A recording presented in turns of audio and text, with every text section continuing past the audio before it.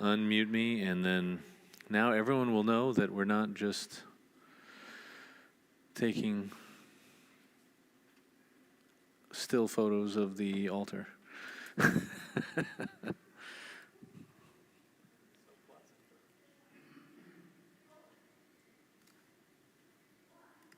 It is nice.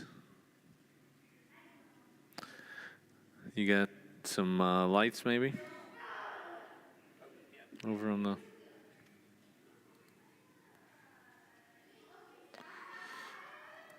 All right, ladies and gentlemen. Yeah, these lights are starting to... something. Yeah, they're not great.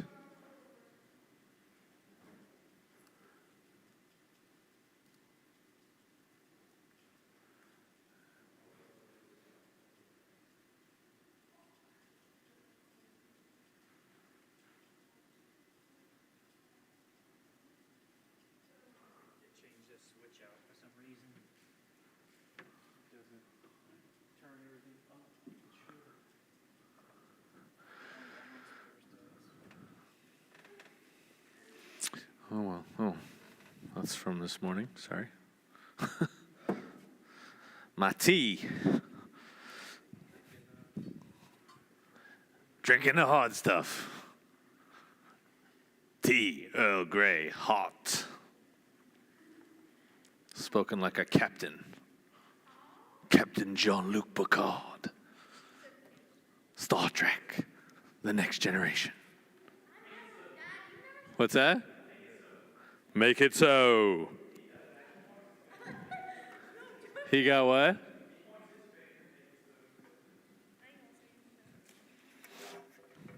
He was pretty good. He was the captain I got to know. Although William Shatner, still going at 93. Holy smokes. And, man, sharp as ever. The my name is Bill or something, or just call me Bill. One for each of you, please. Thank you, sir.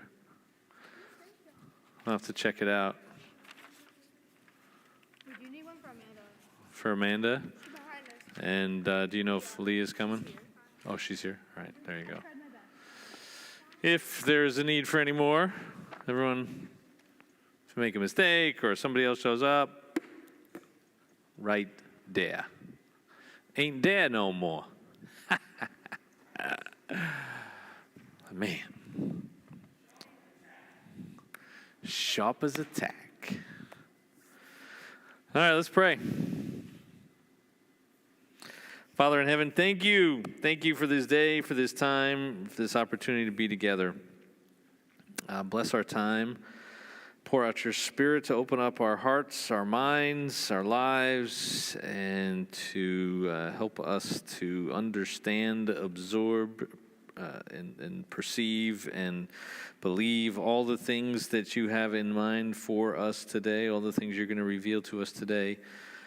Just help drive it home and help us to take it with us and apply it to our lives as we grow into the followers of Jesus that you desire us to be.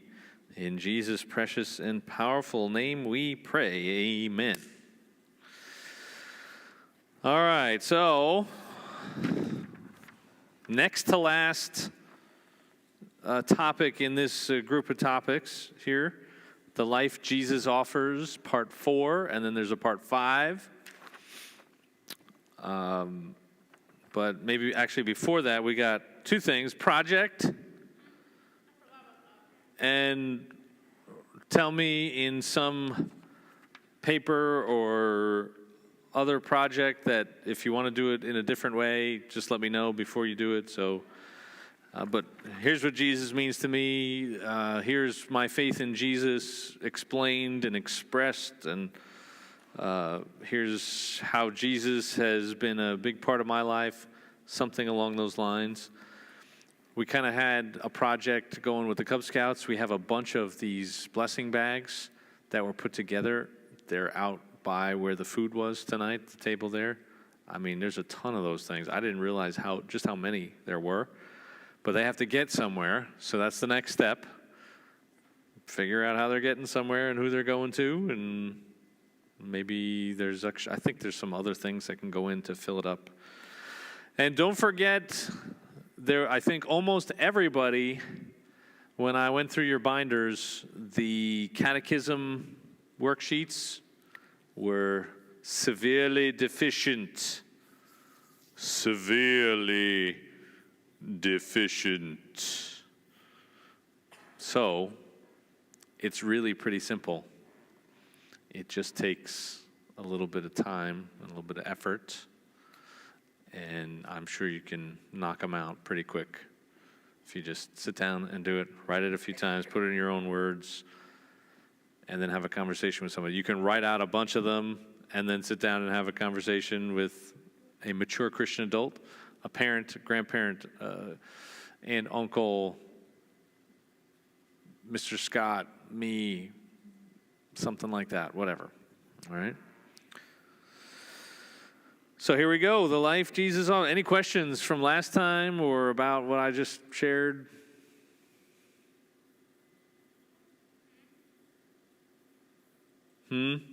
That's a question, but it's not a very easy question to answer.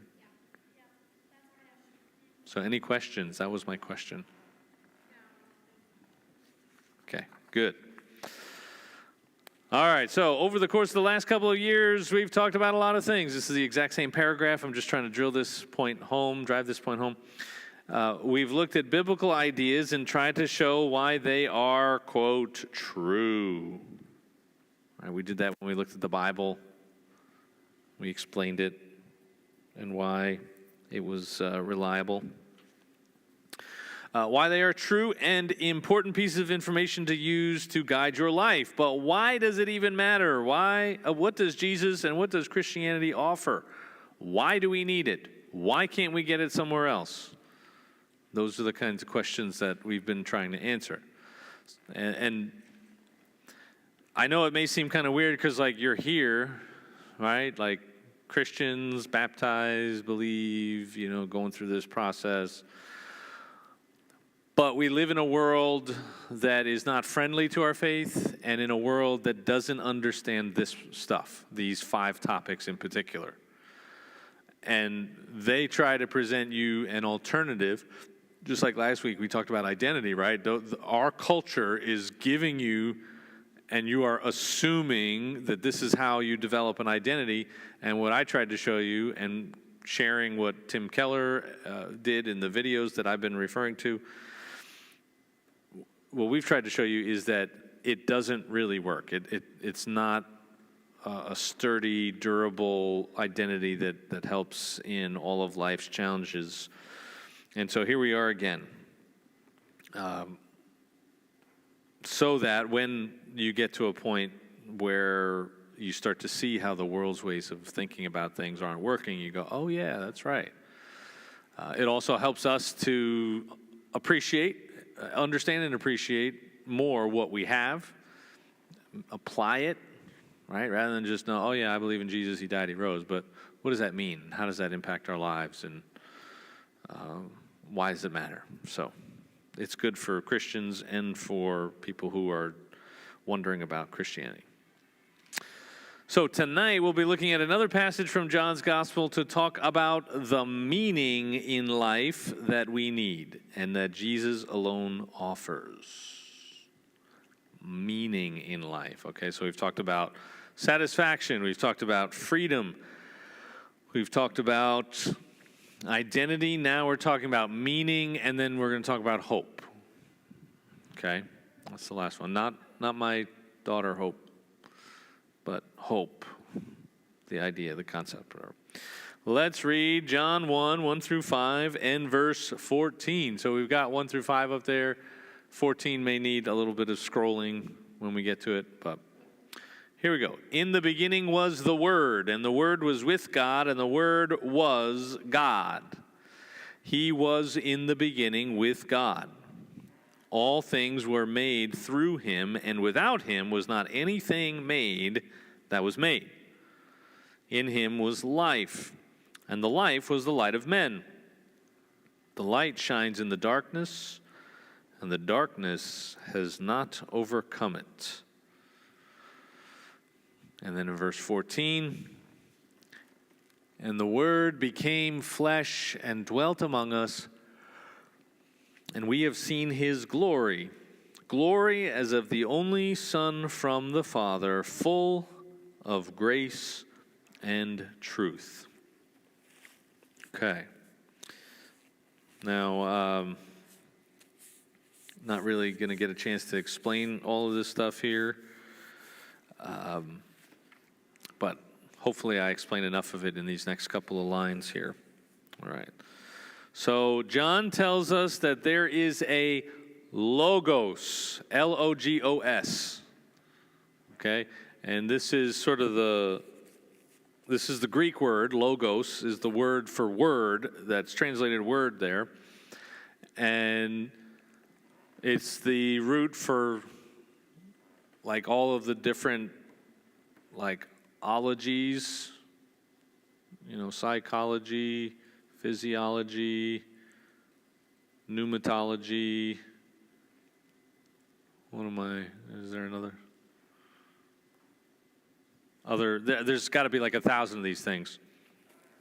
But it's sort of the root of those words. This logos was present in the beginning. That's what John is telling us. Now, logos is not just a, quote, word, right? It's an idea, it's a concept. It was also a term used at the time, okay, in the society that they were in, and particularly in the Greek language, that used this term to explain the key to unlocking the secrets of the universe, the way things are supposed to work. But they couldn't seem to find it, so they decided there must not be one. Okay, so philosophers in first century and before that, Greek philosophy is like a big thing. There's a lot of Greek philosophers, they have a lot of different ideas. A lot of people still reference those things even to this day. Plato, Aristotle, and lots more, okay? And so logos was this idea that if you could just get the logos, if you could just figure out the logos, then you could understand the entire universe. Like, you ever see the movie Christmas Story with Ralphie and the Red Ryder BB gun? Yes? Yeah, that kid who gets gets his tongue stuck to, mine was clearly stuck also. Tongue stuck to a flagpole, all right? Okay, so there's a scene in there, that movie, where he's like saved up for this like secret decoder ring. And it's a really disappointing thing that he uses it to find out, right? Like Ovaltine, right? But he's all excited. He gets this thing in the mail. He's saved up all these whatever things he was supposed to save up and mail in. And he runs into the bathroom, and after he wrote down all of the things, and he gets the secret decoder ring, and he's trying to figure out the message, right? Based on like this letter and this number, and you line it all up, and that must mean it's an O, and then it's a V, and then A, Ovaltine, right, is what it ultimately comes out to. But so the logos, the idea is like that code-cracking cipher, that decoder ring in the movie, right, that helps you understand the message, understand the way whatever was communicated, what's been presented to you. And so the logos was like that for the entire universe, like understanding life. Like if you could figure out what the logos was, if you could identify it and understand it and apply it, then you would have like the secret to the perfect life, to just being able to prosper and enjoy life and not succumb to difficulties and suffering and all this other kind of stuff, right? So that was the Logos. And John is telling us that there is a Logos, so he's actually saying, you know what, you guys are right. There is a key to unlocking the secrets of the universe. And it's the Logos. But he says, in the beginning was the Word, the Logos. And the Logos was with God, and the Logos was God. He was in the beginning with God. All things were made through him, and without him was not anything made that was made. In him was life, and the life was the light of men. The light shines in the darkness, and the darkness has not overcome it. And then verse 14, and the Logos became flesh and dwelt among us, and we have seen his glory. Glory is of the only Son from the Father, full of grace and truth, right? So he's saying, there is a Logos. It was there at the beginning. It's God. And, was with God. The Word was God. Logos was God. Now, do you remember the example of the space heater? I've used this before. It came up again in the video that I was watching with Tim Keller. You remember that illustration with the space heater? Okay. What was the illustration with the space heater? Using it for the right reasons. Okay. So what do you use a space heater for? Heat up a room. Do you use a space heater to heat up a steak? No. Do you use a space heater to heat up a bath? No. Right? If you don't use it correctly, you will burn down your house, electrocute yourself, right? Dead. It's kind of like the Logos, right? There's a Logos for the space heater. Space heater is used for very specific things, right? So we have a Logos, and we need to recognize that and put into practice. There is a way to live life. There is a purpose, a meaning in life. Now, when Jesus showed up, Greek philosophers, it's probably not enough space in the blank there, but Greek philosophers had been struggling to identify this Logos, this key to unlocking the secrets of the universe, but they couldn't seem to find it, so they decided there must not be one. Right? So they've been searching and searching and searching and trying to say, what is the meaning of life? What is the key to unlocking all the secrets, the mysteries of the universe? What is it? What is it? What is it? What is it? And they spend hundreds of years, thousands of years, and they finally get to this point where they're like, whatever. I guess there just isn't one. Now, this is actually a lot like where we are today. We'll see that in just a second. So the next line here. So philosophers split into two groups, the Stoics and the Epicureans. There's probably more to that. This is simplified, but basically the Stoics and the Epicureans. Stoics said that there is no meaning in life, but you should live like there is. They said there's no meaning in life, but you should live like there is. You should pretend there is a meaning in life. Epicureans said there is no meaning in life, so do whatever you want. Now, does this sound familiar at all?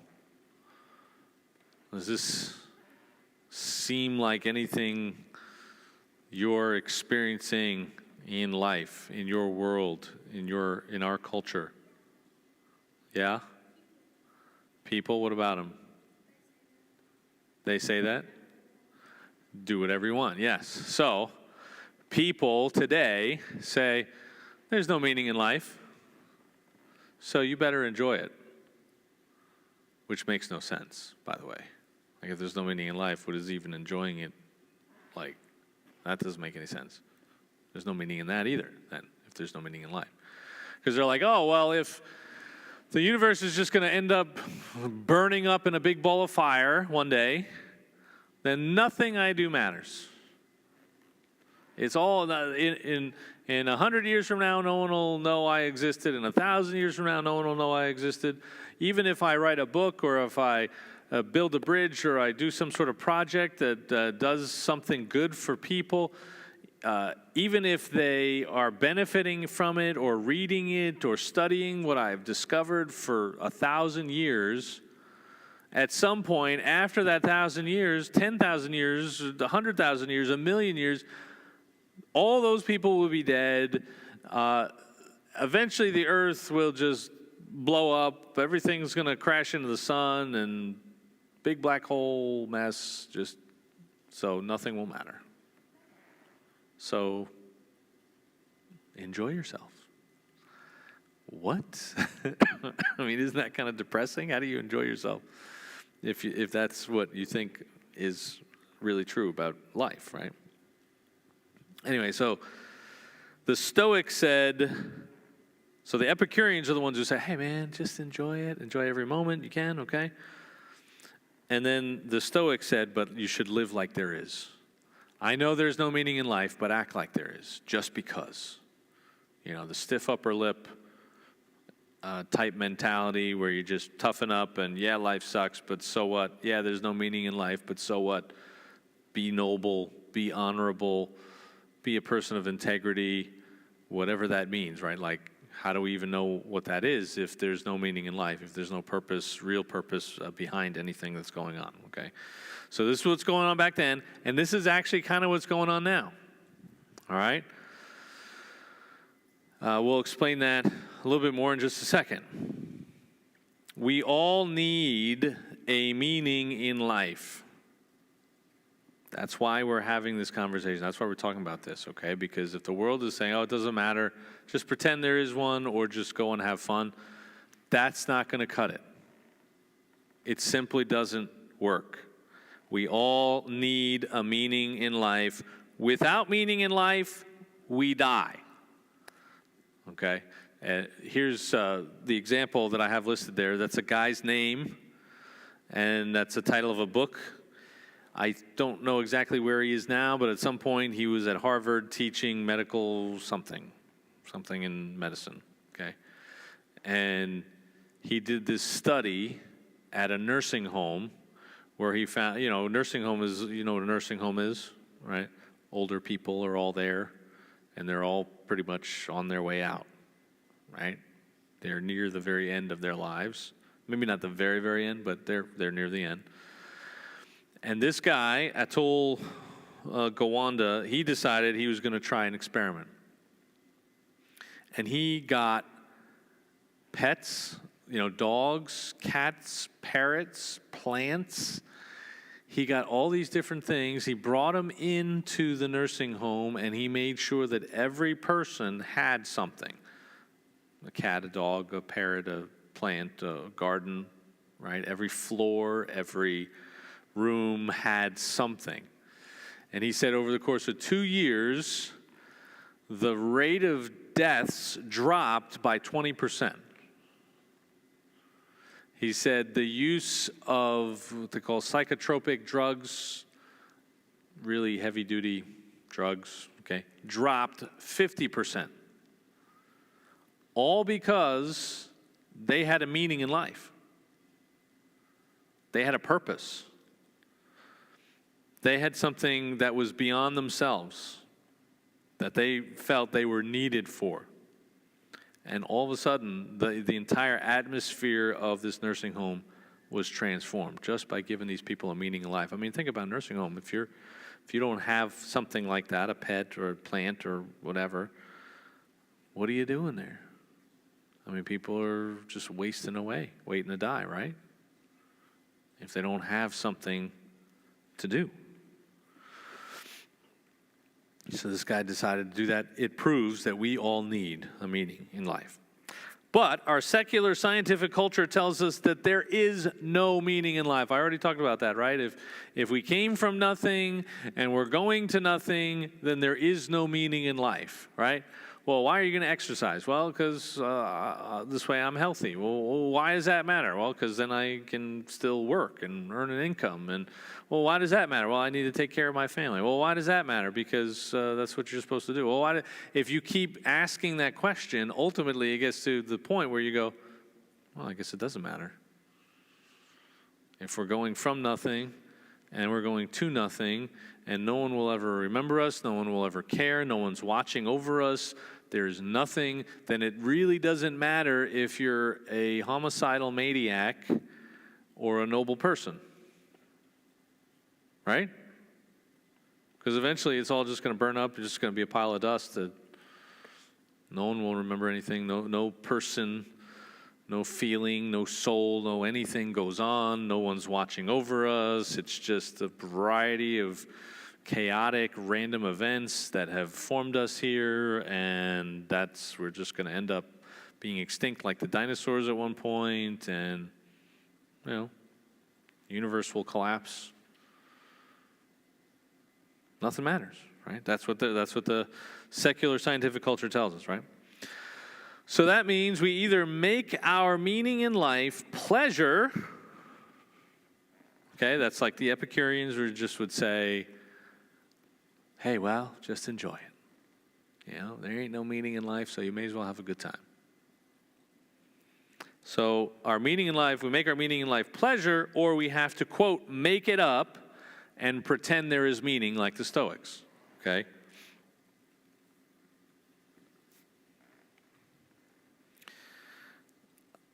So this is like,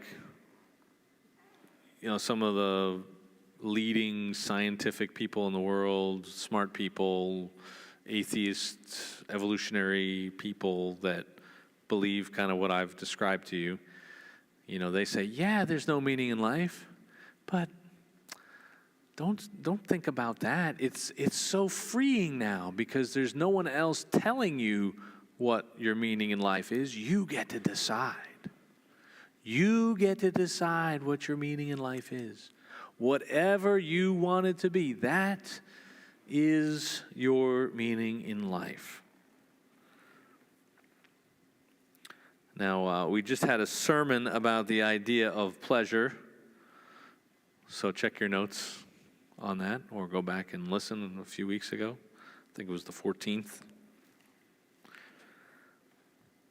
Pretending or making up a meaning, however, is problematic.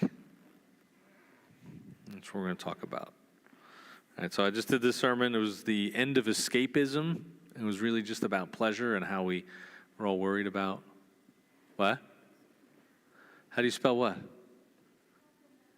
Problem. Attic. Minus the T.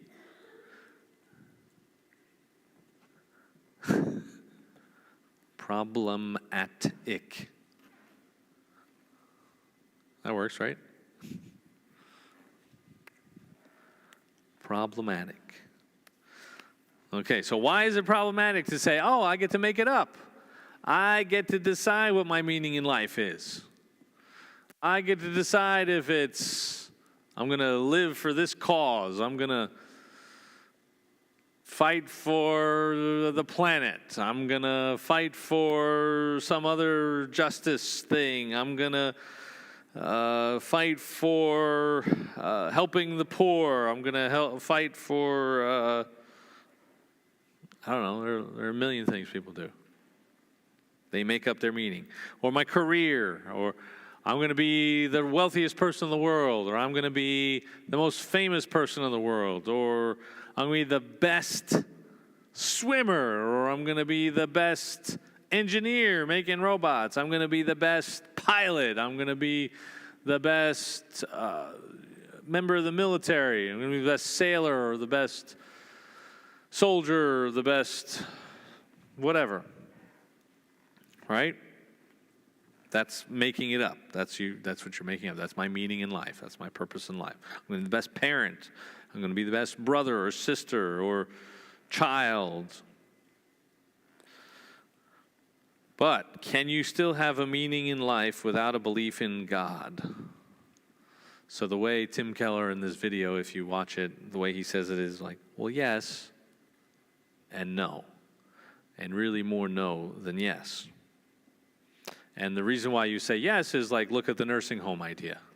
That he brought in these animals, he brought in plants, he brought in these things, and that in and of itself helped I mean, it had nothing to do with God, right? But yet somehow that helped these people in the nursing home. It lowered the rate of death. It lowered the use of certain real serious drugs, right? So just having some meaning in life is a good thing. But even if you don't have God. But it's not really the same. Because whatever your meaning in life is, when you make it up, okay, it's far less rational, far less durable, and far less morally and socially useful. And I will explain all those things.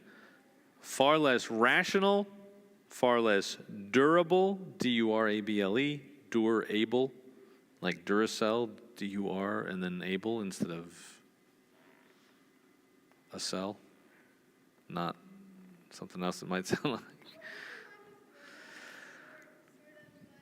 Not really. Sort of, but not really. Whatever your meaning is, it's far less rational, far less durable, far less morally and socially useful. Everybody got that? Rational, durable, useful. So, what does all this mean? Okay, so the rational thing. If you make up your meaning in life because you don't believe in God and assume the universe is just going to end in a great big ball of fire, then in order to have a satisfying, meaningful life, you have to work really hard not to think about it.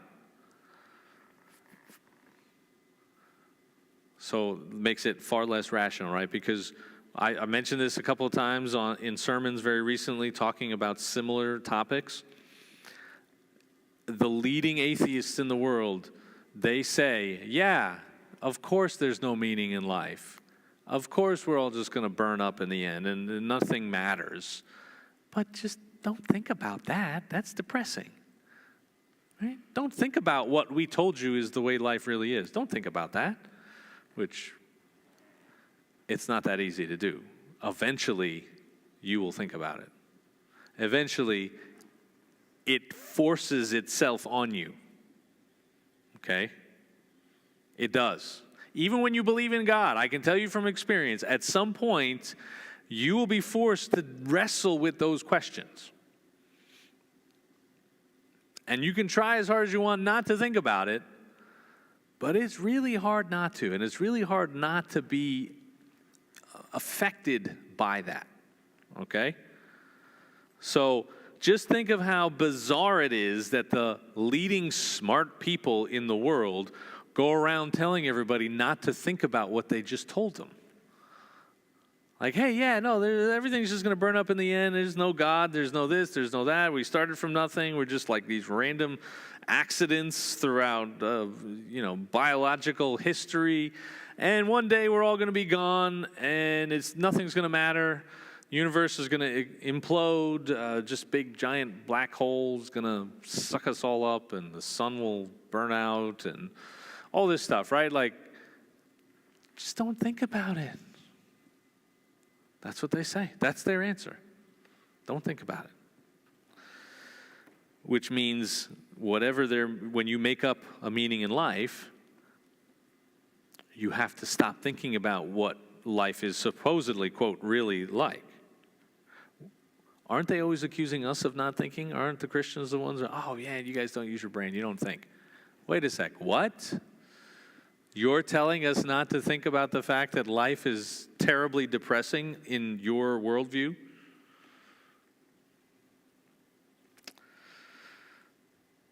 So it's far less rational to just make up your belief in meaning and if you buy into all this stuff about how there is no God and we're all just a series of scientific accidents. Okay, it's also far less durable. Well, no, wait, hold on a second. Let me finish this next part here. But if you are a Christian, if you think more about your meaning in life and your future, it can actually help you achieve your meaning in life. Okay, so the two blanks there are if you think more about your meaning in life and your future, it can actually help you achieve your meaning in life. So part of what we're going to talk about at some point, your meaning in life as a Christian, if you believe in God, you believe in Jesus, part of your meaning in life is to know Jesus and to serve Jesus, right? And the more you think about what your meaning in life is, the more it can actually help you achieve it, right? The more you think about Jesus and the Bible and then start talking to Jesus and reading the Bible and learning about the ways that he wants us to live and all that kind of stuff, like you're actually doing it. And not only that, but it actually kind of helps you. We're going to talk about that in just a second here. So a meaning in life that you make up is far less durable. This is the second one here. A meaning in life that you make up is far less durable because if suffering can take it away, then you are always incredibly vulnerable.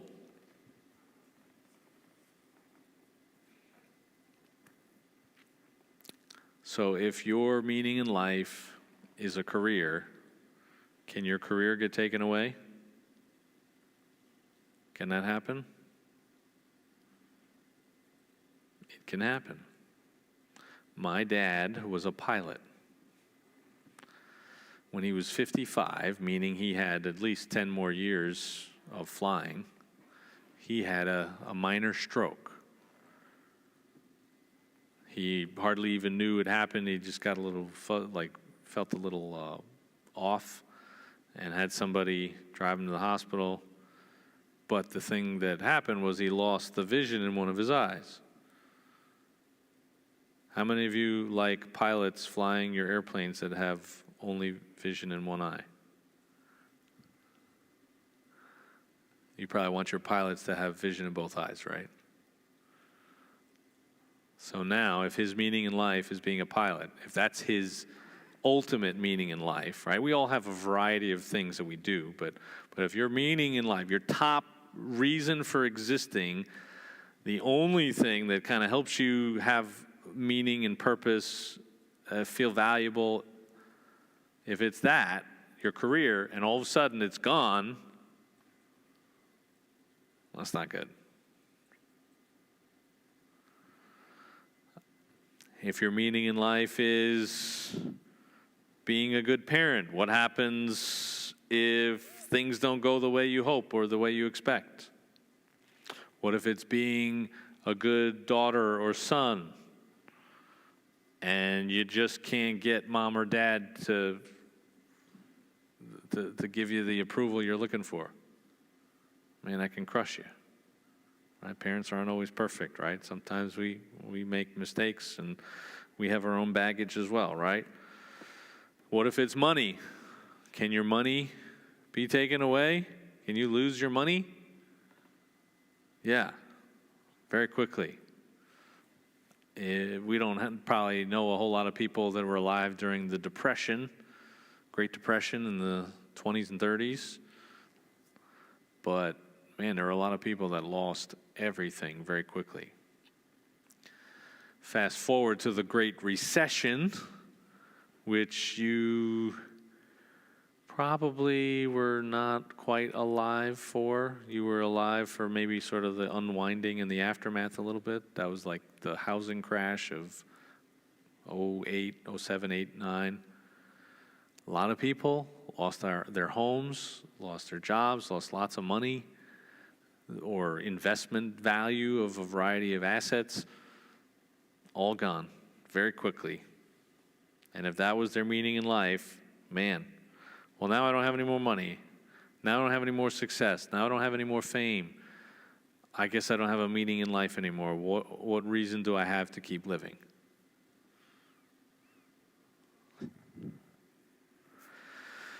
So there's this guy named Viktor Frankl. He he was in a Nazi concentration camp. You all know what those were? Learned about those? Okay. They were trying to exterminate the Jewish people. Nazis were. And they didn't just put Nazis in there, but that was their main function. And so he's in these death camps, and he observed, he survived, obviously, because he's able to talk about it later. He observed people responded to their circumstances in 3 different ways, okay? So there were some good people, so people that he knew before they were stuck in this camp, and they were good people who became evil. You never would have guessed that this person that was always doing good, always doing the right thing, always speaking well, always helping people, always this, always that, whatever it was. And now they're in this miserable, awful, life-threatening situation, and they become evil. They actually start cooperating with the enemy, stealing from people, harming people, just being awful. But he said there were also some people that completely lost hope. Sometimes they literally crawled up in a ball and just died. Like they were so crushed being in this situation, these camps, that the Nazis didn't have to do anything to kill them. They just took away their hope, took away their meaning in life, as we're going to talk about, and they just died. Right? There is something to us that's not just about our bodies. There is a spirit in us, and when you crush that spirit, people die. That's what he's saying he observed. But then there was a third group of people, others who stayed noble, brave, and self-sacrificing. And he said that the difference between all these people was their meaning in life. And this is kind of like a key thing here, that line underneath it. If you have a meaning in life that the death camp can take away, you'll become either evil or dead. If you have a meaning in life that a death camp can take away, you're in trouble. So what's a meaning in life that a death camp can take away?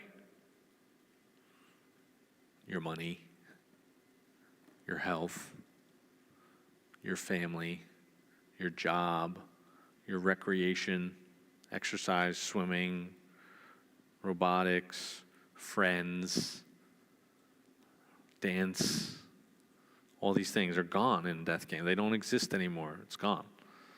So what do? Do you become evil? Do you lose hope? Or do you remain noble, brave, and self-sacrificing? See, what this guy said, Viktor Frankl, he said, is that if the people that stayed noble and brave and self-sacrificing, they all had a meaning in life that was what they would call transcendent. It's a big fancy word, but it just basically means something that's not here. It's not a physical thing. It's a spiritual, metaphysical thing. For example, one guy, hey, my wife is dead, but I know she's looking down on me, and so I want to make her proud. So now he's a meaning in life the death camp can't take away because she's looking down on him. She's already dead. But he knows, okay, she's looking down on me, and so I want to be good. I want to make her proud. That's a meaning in life that the death camp can't take away. In fact, the death camp is actually helping it in a way, right? Because now it's forcing him to think about this because he's got nothing else, right? He's got to focus up there. Some people were very religious. There were people who were, this is, again, the Jewish people were being, this is the Holocaust, trying to annihilate Jewish people. And they became, maybe they weren't very religious before, and now they're very committed to their spiritual practices and religion, right? This is a meaning of life that is unable to be taken away by the death camp. Okay? So that's what we need. We need a meaning in life that a death camp can't take away, that suffering can't take away, because there is an awful lot of it in life. You may know that, you may have some idea of that at least, but if you don't, you will know that there is a lot of that in life. Life hardly ever goes exactly the way you hope or plan, okay? But here's the third part. We talked about how if you don't have God, whatever your meaning is, it's far less rational, it's far less durable, because when suffering comes, now you don't have it anymore. It's also far less morally and socially useful. So that's what this next line is. If you believe there is no logos, there's no real transcendent meaning in life, or no moral absolutes. You know what I mean when I say that? Moral absolutes? Like the idea that there is something that is true for all people in all places for all time. You understand that? Something is true for all people in all places for all time. So whether you are here in Louisiana or in New York or in California or in Canada or Mexico or Guatemala or Peru or China or Russia, wherever you are, it's true that murder is wrong. That's a moral absolute, right? It's true in all time, for all time, all places, all people, everywhere. But there are people who say, well, since there is no logos, then there's no moral absolutes. There's nothing that's true for all people at all places at all times, right? There is none of that. So that's why you get to decide. That's the world we live in. That's the culture we live in right now.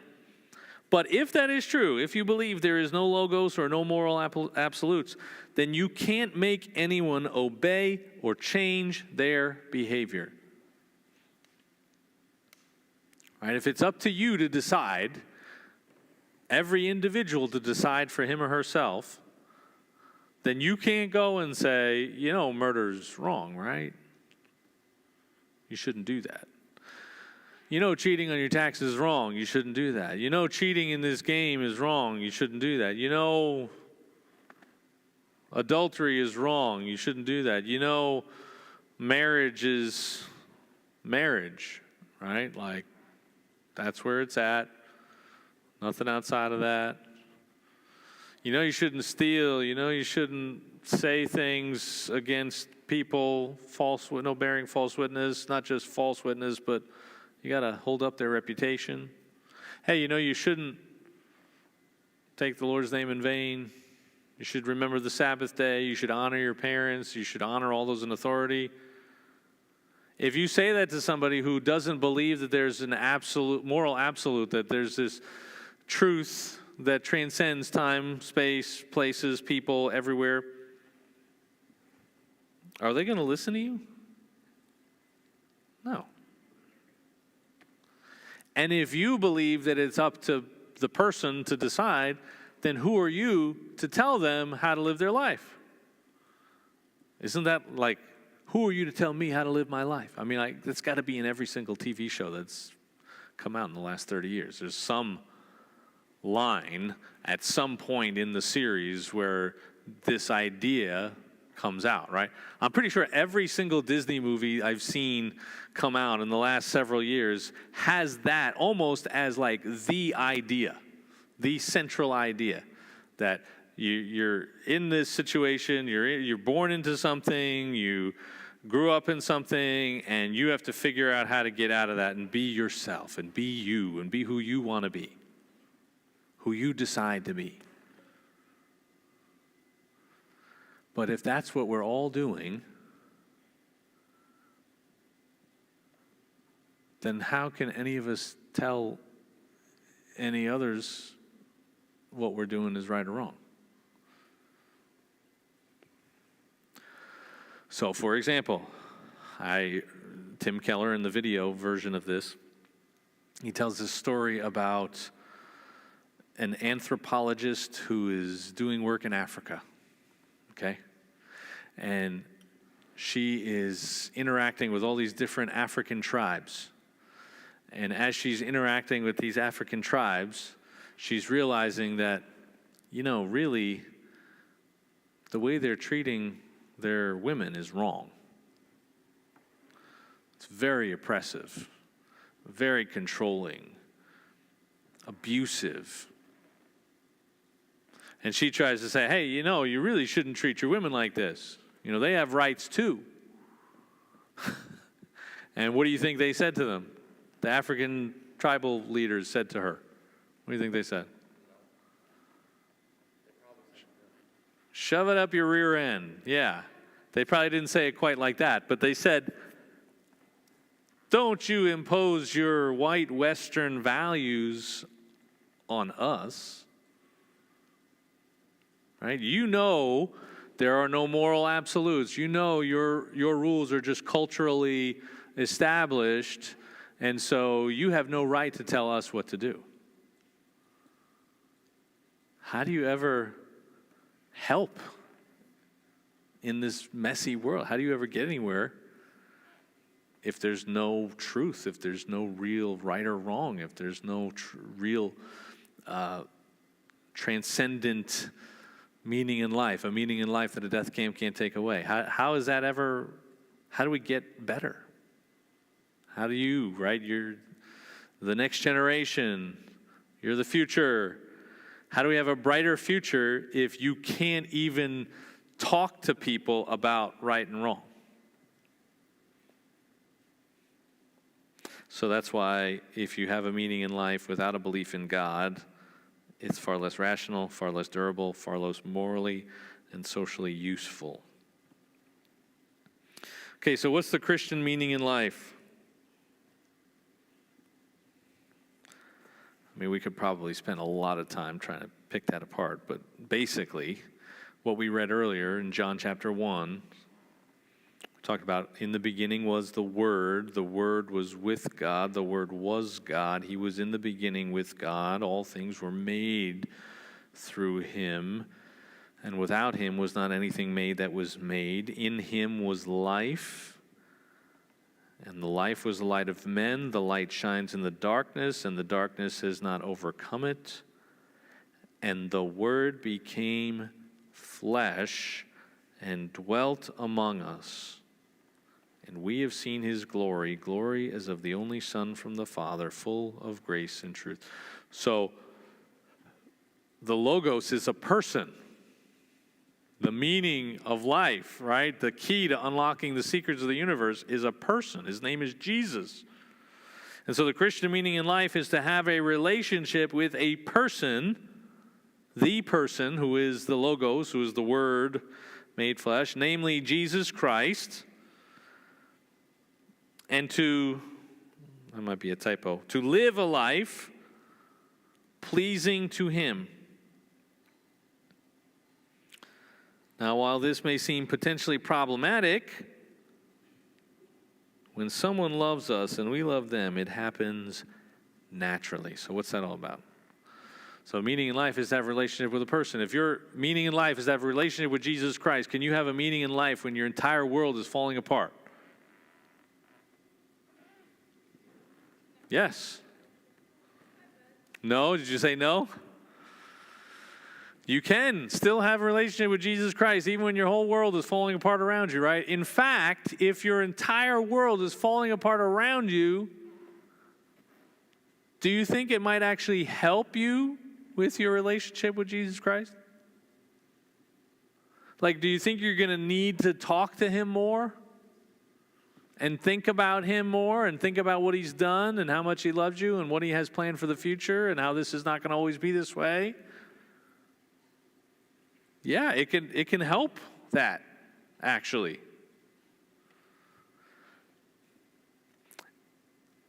Living a life pleasing to Him, the reason why I have, while this may seem potentially problematic in there, is because if you live a life trying to please people, it can be a very unhealthy life. If you live a life where you're constantly trying to please your parents or please a boss or please certain friends or friend groups or just anyone that's in front of you, right? Like a people-pleasing type person, like you can't say no to a person. You need people to like you, right? If you are living that kind of a life, it's dangerous. It's not a good life. It's not good for you. It's not good for them. It's not good for the world, okay? I'm not saying you should be mean to people, but you shouldn't be a people-pleasing type person. You should be able to say no to people. You should be able to say hard things when necessary, right? It's not just like, oh, yes, I'll do exactly what you want, right? Like you're not this little slave, right? That's why I say this may seem problematic. But when someone loves us like Jesus does, should we be worried about that? I mean, Jesus loves us in a way that for sure, every single other person we will ever meet, they will never love us the way Jesus loves us. They will never love us as fully and completely as Jesus loves us. So that should make it a lot safer to say, yes, whatever I need to do to please Jesus. Whatever I need to do what Jesus wants me to do, right? Now, when someone loves us and we love them, we naturally want to please them. We naturally want to do what they want us to do, assuming it's not an abusive kind of manipulative situation, right? At some point, if you haven't already, there's a guy, there's a girl, your crush, right? And all of a sudden, you just want to do the things that you know they like, right? You just do it. And Tim Keller, when he's doing this video talking about this topic, he talks about how there were things that his parents had tried to get him to change his entire life growing up. And every time they said it, he was like, mind your business. I can do whatever I want. It's my life. I get to choose, right? And then he gets together with his wife, Kathy, and he says, is there anything I can do to be better husband, better whatever? And she says, yeah, well, this, and this. And he was happy to do what he would never have done for his parents. Because she loved him, he loved her. There was this incredible relationship that he's just willing to do that. I don't know if I ever asked my wife, but I'm pretty sure I'm not exactly the way I was. And that's probably the only reason we're still married. And why? Because she loves me, I love her. I try not to be a total doo-doo head, And that's what you do. Right? This is what we do when you're in a love relationship. People submit to each other, right? They give up, they make sacrifices, they bend, right? And so Jesus has already, the cross, think about what he had to do for that to keep the relationship. Anything he asks us now, it can't be bad for us. It's not any more than what he did for us. Nothing he asks of us will ever exceed that, ever. And this is a meaning in life that nothing can take away. Like my dad, right? He loses his job because he can't see out of one of his eyes. Can he still have a relationship with Jesus and do what's pleasing to Jesus, even if he can't fly a plane? Yeah, of course. If you can't be a swimmer anymore, if you can't do robotics, you can't be an engineer, you can't dance, you can't be with your friends, you can't... Karate, is that your thing? That's your thing, karate? Okay. You can't do karate, you can't be a mom or a dad, you can't have a big house or money or all those other kind of things. Can you still have a relationship with Jesus and do what's pleasing to him? Of course. Of course. In fact, you may be able to do it better because you're not distracted by all these other things that you think are pretty important. right? And I've been to some pretty poor places in the world, and I'm telling you, those people are way happier than we are. Way happier. I mean, being in Haiti, these people are dressed to the nines. Like, I mean, they don't have a lot, but they're like in suits and ties and dresses. That's what I mean. It's not fancy. They're not wearing like Gucci or Prada or Hugo Boss or, right? They're not wearing all these fancy things. Or if they are, it's like hand-me-down from like somewhere in America, right? But they're all dressed up in like 85, 90 degrees, 130% humidity. That's what it felt like in Haiti, right? And you got all these pastors there and church people, right? We're in like T-shirts and shorts, and we're like,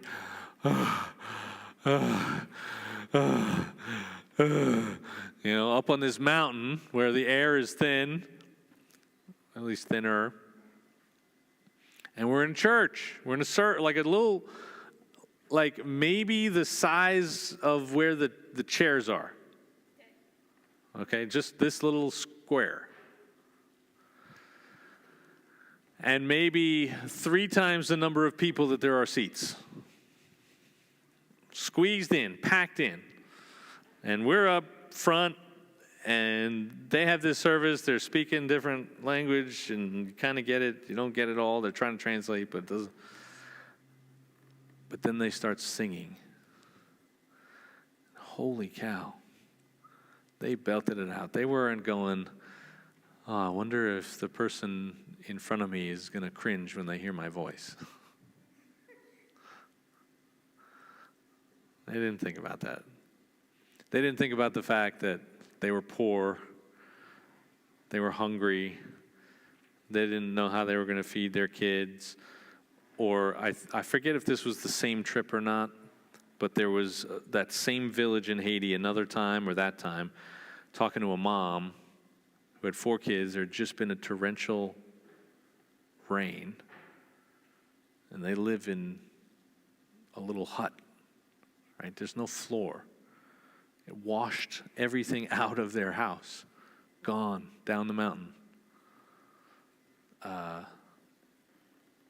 But they're singing.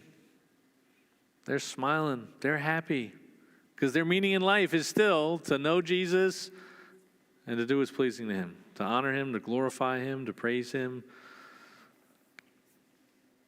You can do that no matter what. So, all right. Take a few minutes. There's some questions on the back. You can just do it, guys and gals, if you want, like you've done a few times. You can find a mature Christian adult. And I tried to fix some of these questions at the top. If they don't totally make sense, just figure out how they make sense. Okay. What do you think about what Pastor Emil talked about tonight? So that's just an opening. Just talk about what you've heard. What are some things people believe is a good source of meaning and purpose for their life? After tonight's lesson, do you think it can truly lead you? After tonight's lesson, the things you just talked about in the previous question, do you think they can truly help you lead a meaningful life? Why or why not? Do you think Jesus really provides the most powerful and stable source of meaning? Why or why not? How do you see God at work in your life this week? And those are the standard questions, okay? So go ahead, split up, do your thing, and I do have some ice cream in my freezer now, so. So you saw okay, here you go.